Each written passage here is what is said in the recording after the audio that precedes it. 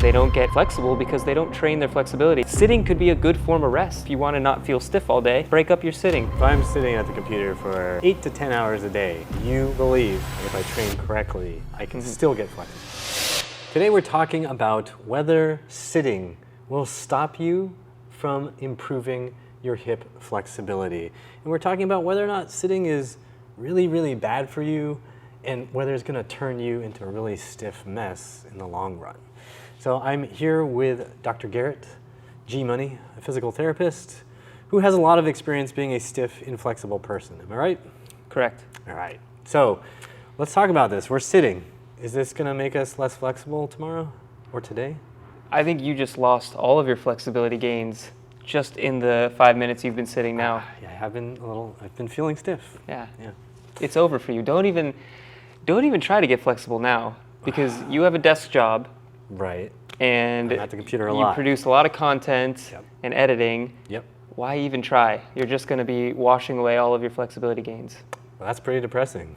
It is. But you're a doctor, so I trust your opinion, so I'm going to give up. Well, I'm also somebody who works at a desk a lot. You know, I do a lot of paperwork, being a physical therapist, and also online training. I'm writing a lot of programs. Yet I'm almost at the splits. You know, like I've made consistent flexibility progress year after year. Is that because you're a genetic freak, you're gifted, and you're like in ballet and stuff as a kid? No, it's because I actually work on my flexibility. Okay. I think there's nothing wrong with sitting throughout the day at all. Sitting gets lumped in with people who just don't have time to actually train toward their goals in the first place. Okay. So they don't get flexible because they don't train their flexibility and they don't have the time and energy to put into training their flexibility. So if I'm sitting at the computer for 8 to 10 hours a day, you believe that if I train correctly and with intention, I can still get flexible. Yeah.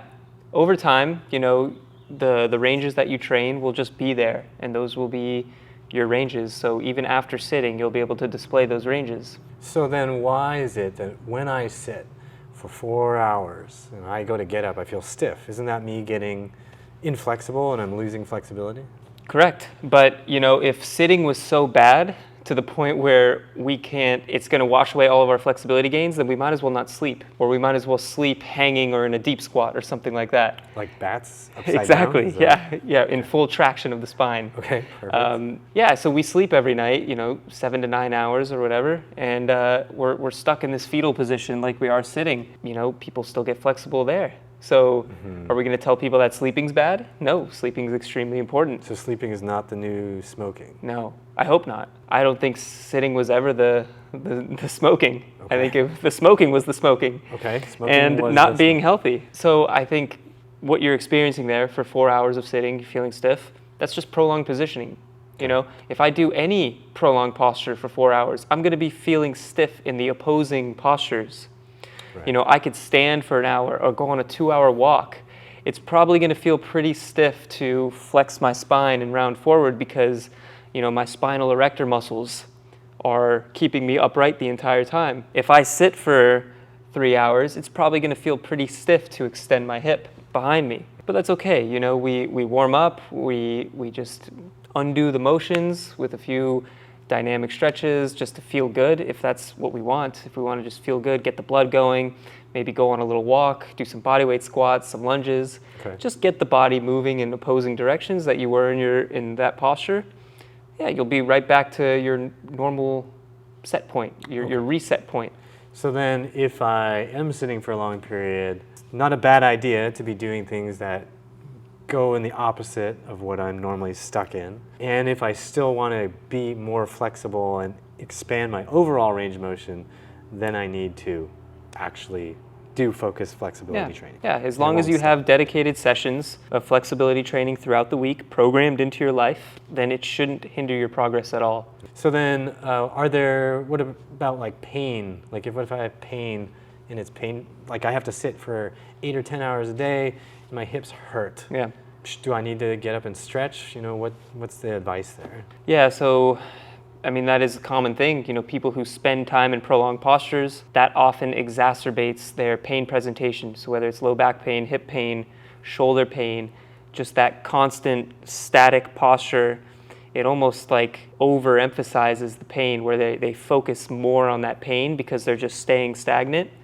So in that case, I do find it is beneficial to stay moving, because you don't want to just be uncomfortable sitting there and just fidgeting around.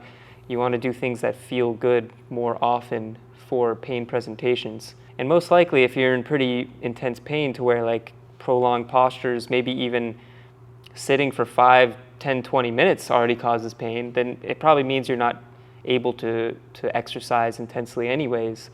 So in that case, it could be more beneficial to have more frequent bouts of exercise or stretching to relieve some of that stiffness. Yeah, and I asked that because that was my own personal experience many, many years ago. And then if I let myself go for too many months or weeks, and my hips start to just feel like they're getting weaker and weaker and unstable when I sit, ooh, it's not good. I gotta get up, I can take breaks, start doing exactly what you're talking about, which is more frequent activation, maybe not as intense, but at least getting blood pumping through there. So I guess another question is, if we're gonna sit for 8 to 10, 12, 16 hours a day and not do any sort of dedicated flexibility training, any sort of physical training, what's the end result? Then your body's just going to adapt to the position that you spend the most time in, which is this slumped posture. Okay. And also your range of motion that you can display on a day-to-day basis is going to reflect what you constantly hang out in. But if I do sit 8 to 10 hours a day for work or whatnot, or I drive often, and I do expose my end ranges of motion frequently and weekly, maybe I have a little daily practice where I get into some end range positions, maybe not necessarily trying to expand my flexibility, but just trying to kind of feel a little bit better and move through my end ranges. And then maybe I have some time throughout the week where I actually train those ranges of motion hard. Then the sitting you do throughout the day is not going to have any effect. Right. Just as sleeping for 8 hours a day isn't going to have any effect on your progress. Right. In fact, sitting could be a good form of rest. There's so many people who do their exercise and they just like overdo things throughout the day, and they're just under recovering. So it's a good form of rest. Just if you want to not feel stiff all day, break up your sitting with some little movement breaks. It's interesting that you mentioned that. I recently started getting training programs from Garrett, and on some of the days when I am doing lower body, I'll finish in the morning. I have a sit-stand desk, and with every intention I go to the desk at standing mode, and I'll be like, I really don't think I'm gonna get much work done standing because I'm really uncomfortable right now, and my body is tired. I guess I'm sitting for the next hour or so. And that hasn't had any real deleterious effect on the results of my training. Ergonomics, like sitting in your mid-ranges, is a very efficient position to get work done. Like it's comfortable. Like you can hang out here. There's so many people that are like, these primal people, like nothing wrong with them. I think it's great spending more time on the floor, but they're like, oh, you should do all your computer work, in a deep squat. How long can you last here? Like maybe after 2 minutes, you're just like fidgeting around. You have to move positions. Like, how can you actually focus and do deep work in this position? When I'm in a deep squat, I want to focus on improving my deep squat and using this as a position to get flexible. But when I'm working, I want to get my work done as efficiently as possible. That makes sense. I wonder if people in Asia could do this though. Yeah, that's a different story. They're built for that. And maybe you want to work up to a point where you can sit in a squat and work for an hour. Do you think you could, what's the longest you think you could work in a deep squat right now? Probably 3 minutes. 3 minutes, all right. So just enough to watch some YouTube videos and get distracted. Okay, so I think that just about covers anything. Do you want to add anything to this whole debate about sitting and good, bad, whatever? I don't think so. I think sitting is perfectly fine as long as you are training your range of motion throughout the week and maybe on a day-to-day basis, just kind of doing exercises to feel good and break up the sitting. And if you're in pain, move more. Move more. Hey, stretching might not be the fix for your pain. Right. Even though people think stretching is the fix for everything. You could need other things if you're in pain, but that's outside of the scope of this video. Yeah. Other than that, sitting is fine. Yep. Wait, All should I right. be in a squat right now? Probably. Or expressing some other part of your range of motion. Oh. Maybe a middle splits. Middle split, okay. I've heard actually that the middle split is the best, most ergonomic position to do work in. So, something to play with. Yeah, the fact that you guys aren't doing your work in the splits. I could get a splits training machine while I'm typing There you and go. editing this. All right. Thanks for tuning in. Thank you for your time.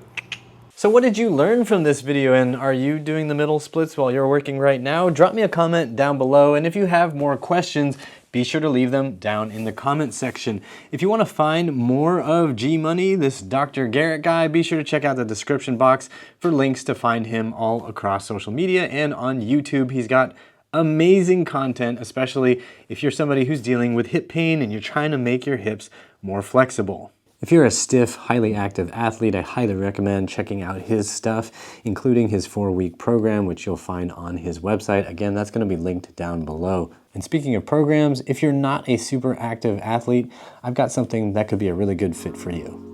If you do sit all day and you're looking for a program to help you get your hips feeling better, be sure to check out the Healthy Hips program, which you'll find at uprighthealth.com/DIY. For more free videos on YouTube to help you with your hips, be sure to check these out right here. Like, share, and subscribe with the bell notification on. And as always, I hope you remember that pain sucks. Life shouldn't.